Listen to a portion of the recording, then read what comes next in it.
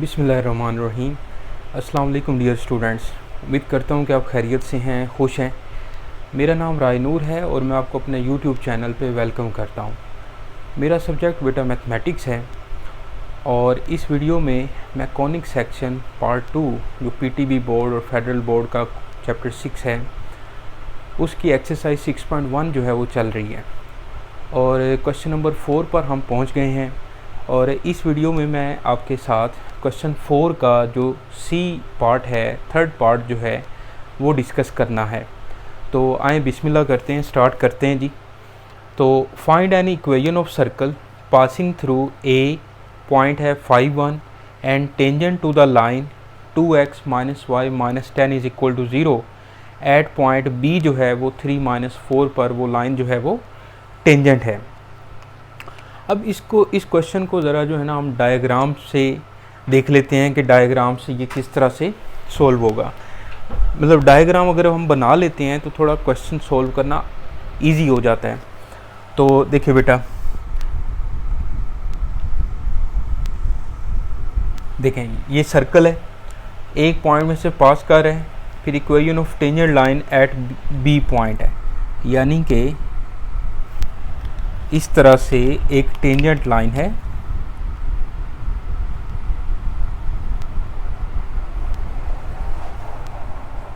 ठीक है, जो कि पॉइंट बी के ऊपर है और ये जो लाइन है वो है 2x - y - 10 is equal to 0 और यहाँ पर बी पॉइंट है वो है जी 3, -4 ठीक है। और इस बी पॉइंट को जब मैं सेंटर के साथ मिलाता हूँ तो जो सेंटर है वो बेटा एच और के है, जो कि हर क्वेश्चन में हम सेंटर एच और के ही ले रहे हैं। अच्छा जी, अब ए पॉइंट जो है ना वो यहाँ पे है या कहीं पे भी है। ए पॉइंट के जो कोऑर्डिनेट्स हैं वो है जी 5 और 1। तो अगर मैं ए को सी के साथ मिलाऊँ तो ए सी जो है बेटा इसका रेडियस हो जाएगा, ए सी इसका क्या हो जाएगा, रेडियस हो जाएगा। अब यहाँ पर जो सी पॉइंट है सेंटर है इसका और बी पॉइंट टेंजेंट लाइन है। सबसे पहले जो है आप इक्वेशन फाइंड करें कि A C is equal to उसका आर जो है रेडियस है, ठीक है। और आप ऐसे भी कर सकते हैं कि क्योंकि आर तो गिवन नहीं है तो ए सी इज इक्वल टू क्या होगा, बी सी होगा।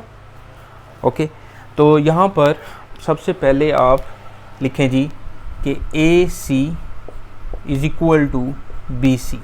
ओके, अब यहाँ पर आप डिस्टेंस फार्मूला लगाएं दोनों पे। डिस्टेंस फार्मूला बिटवीन 2 पॉइंट्स बेटा ये आ जाएगा h - 5 का स्क्वायर प्लस k - 1 का स्क्वायर इज इक्वल टू और होल स्क्वायर रूट। ओके, अगर मैं इसके ऊपर स्क्वायर लगा देता हूँ ना, स्क्वायर लगा दूँ तो फिर ये स्क्वायर रूट ख़त्म हो जाएगा।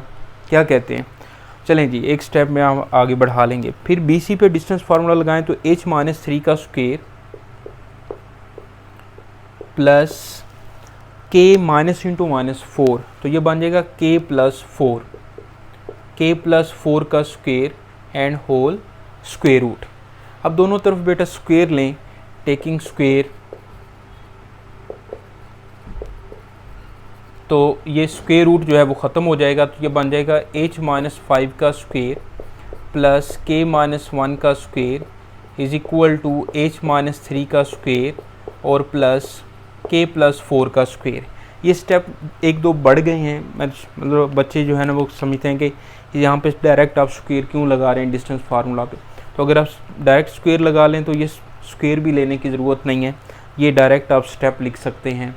दोनों तरह से आप इसको सोल्व कर सकते हैं। अब बेटा क्या करेंगे, इसका स्क्वायर ओपन करेंगे, इनका भी स्क्वायर ओपन करेंगे, सिंप्लीफाई करते हैं ताकि एक इक्वेशन बन जाए। तो ये बन जाएगा h² -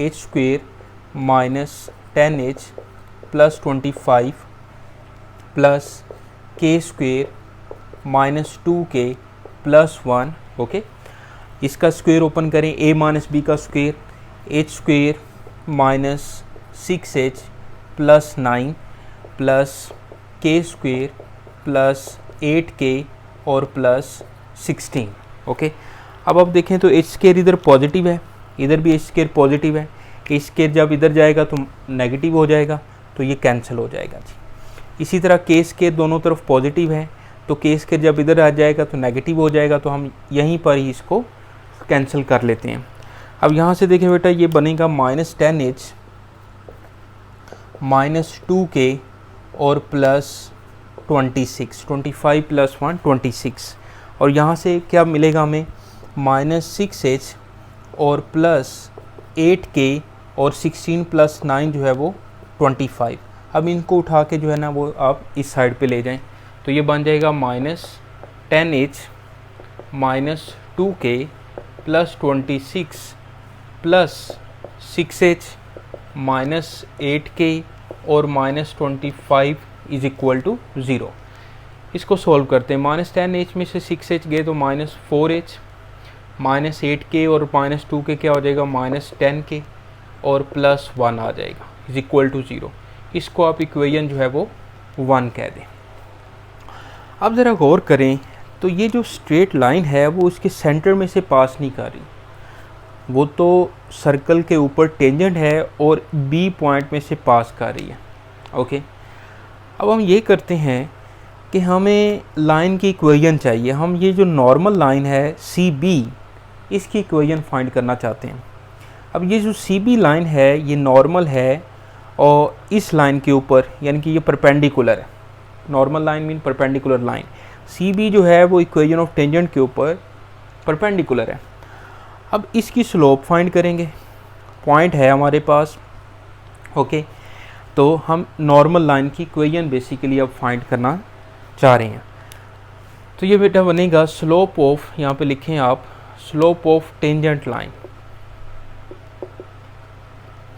slope of tangent line जो है इसको मैं m कह देता हूँ। तो ये होता है minus coefficient of x over coefficient of y, यानी कि 2 ओवर -1, तो ये आ जाएगा 2। ओके, या आप इसको y इंटरसेप्ट फॉर्म में चेंज करें, y = mx + c में, तो फिर भी m की वैल्यू देखें 2 ही बनेगी। अब स्लोप ऑफ नॉर्मल लाइन के लिए, क्योंकि सी बी जो है वो नॉर्मल है, slope of normal line C B = m prime, तो ये बन जाएगा -1/m, क्योंकि जो परपेंडिकुलर है वो उसकी स्लोप -1/m होती है, क्योंकि नॉर्मल और टेंजेंट एक दूसरे पर परपेंडिकुलर हैं। उन दोनों की स्लोप्स का जो प्रोडक्ट है वो -1 के इक्वल होता है। तो slope of normal line basically -1/m होती है। तो ये बन जाएगा बेटा -1/2। अब इक्वेशन ऑफ नॉर्मल लाइन हमने फाइंड करनी है, और उसके लिए हमें पॉइंट स्लोप फॉर्म जो है वो लगानी पड़ेगी, क्योंकि हमारा एक स्लोप है और एक पॉइंट मिल रहा है हमें, बी जो पॉइंट है 3 - 4। तो ये दोनों यूज़ करके हमने equation of normal line find करनी है सबसे पहले। तो ये आ जाएगा बेटा equation of normal line C B with slope -1/2 and passing through B 3, -4। ठीक है जी।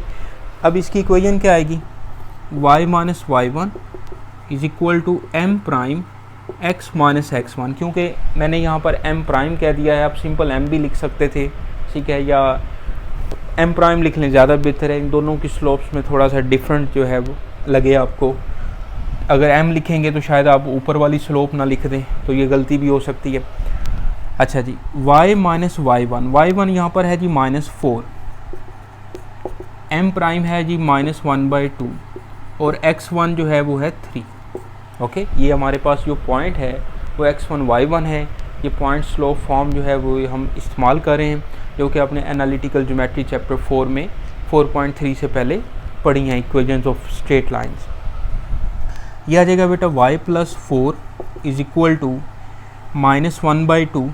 इस 2 को जो है ना मैं इधर ले आता हूँ इस तरह से, और ये माइनस जो है मैं अंदर मल्टीप्लाई कर लेता हूँ, तो ये -x + 3 बन जाएगा। इस 2 को बेटा अंदर मल्टीप्लाई करें तो ये बनेगा 2y + 8, और इसको भी आप उठा के इधर ले आएँ तो +x और -3 बन जाएगा। तो इसको मैं लिख सकता हूँ x + 2y plus 5 is equal to 0। ये बेटा हमें इक्वेशन मिल गई है, इक्वेशन ऑफ नॉर्मल लाइन। अब ये जो नॉर्मल लाइन है ये बेसिकली सेंटर में से भी तो पास कर रही है, तो सेंटर इसके ऊपर लाई कर रहा है, सेंटर जो है वो इसके ऊपर लाई कर रहा है। एच और के, और एक्स और वाई की जगह पे आप एच और के पुट कर देंगे तो अब ये हमें इन टर्म्स ऑफ एच और के इक्वेशन मिल जाएगी। फिर हम इक्वेशन 1 और ये जो 2 बनेगी उसको आपस में सोल्व करके हम एच और के फाइंड करेंगे। यहाँ पे लिखें सिंस सेंटर एच और के लाइज ऑन सी बी, या नॉर्मल लाइन लिख लें, ठीक है जी, नॉर्मल लाइन।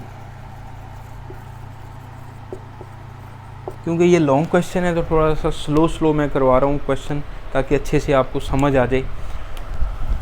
एच पुट किया जी, H plus 2k plus 5 is equal to 0। Okay, इसको मैं इक्वेशन जो है वो 2 कह देता हूँ। अब इक्वेशन 1 और 2 को आपस में सोल्व करना है।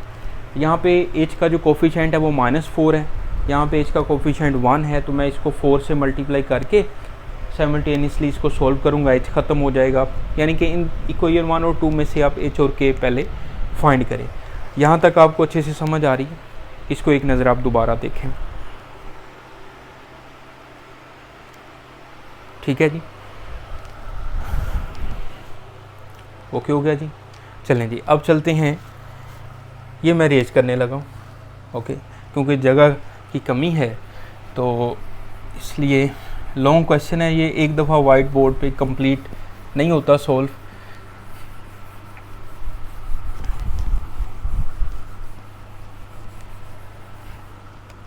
देखिए बेटा, अब मैं लिखता हूँ इक्वेशन 1 प्लस 4 इक्वेशन 2।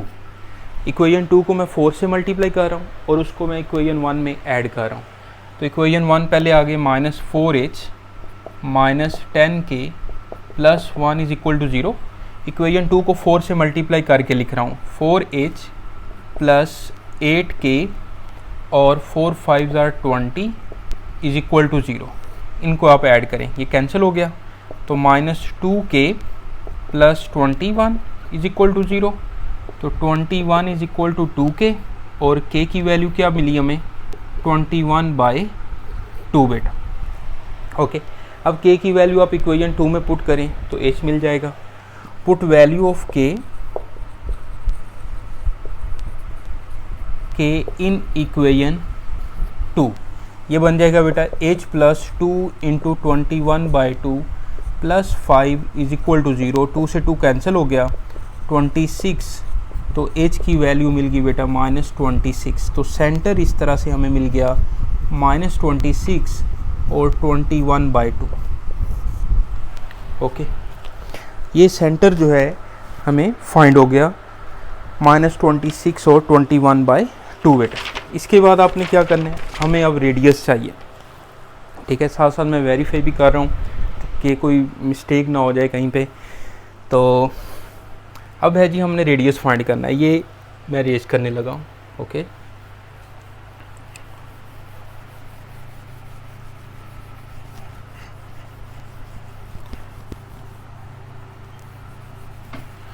रेडियस जो है वो है जी AC is equal to R। तो AC, ओके, तो A हमारे पास क्या है, A था हमारे पास, मैं यहाँ पे लिख लेता हूँ, A था जी 5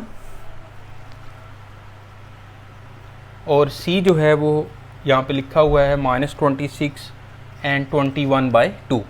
इन दोनों पे बेटा डिस्टेंस फार्मूला लगाएं, लिखें जी 5 प्लस 26 का स्क्वायर प्लस 1 माइनस 21/2 का स्क्वायर होल स्क्वायर रूट। इसको बेटा सिंप्लीफाई करें, सिंप्लीफाई जो है उस पर हम टाइम ज़ाया नहीं करते, तो सिंप्लीफाई करें तो ये जो है इस कैल्शियम वगैरह लें आप, ये बन जाता है 961। चलें, कुछ नालायक स्टूडेंट भी मेरे जैसे होते हैं, तो ये आ जाएगा 361/4 और इसको मज़ीद सिंप्लीफाई किया तो 4205/4 और होल स्क्वायर रूट आता है, ठीक है। अब यहाँ पर रेडियस भी फाइंड हो गया, सेंटर भी मिल गया, ठीक है। अब रिक्वायर्ड इक्वेशन ऑफ सर्कल लिखें जी। रिक्वायर्ड इक्वेशन ऑफ सर्कल, ठीक है, with centre -26 21/2 and radius 4205/4 and whole square root. तो equation of standard equation of circle जो है वो हम अप्लाई करेंगे। x माइनस एच का स्क्वेयर y माइनस के का square is equal to R square. H की वैल्यू क्या है जी? -26 और होल स्क्वेयर, प्लस के की वैल्यू क्या है? -21/2 का स्क्वेयर, और आर की वैल्यू क्या है? 4205/4 होल स्क्वेयर रूट का स्क्वेयर, ठीक है जी। ये इक्वेशन ऑफ सर्कल है। इसको मज़ीद हम सिंप्लीफाई कर लेते हैं। x plus 26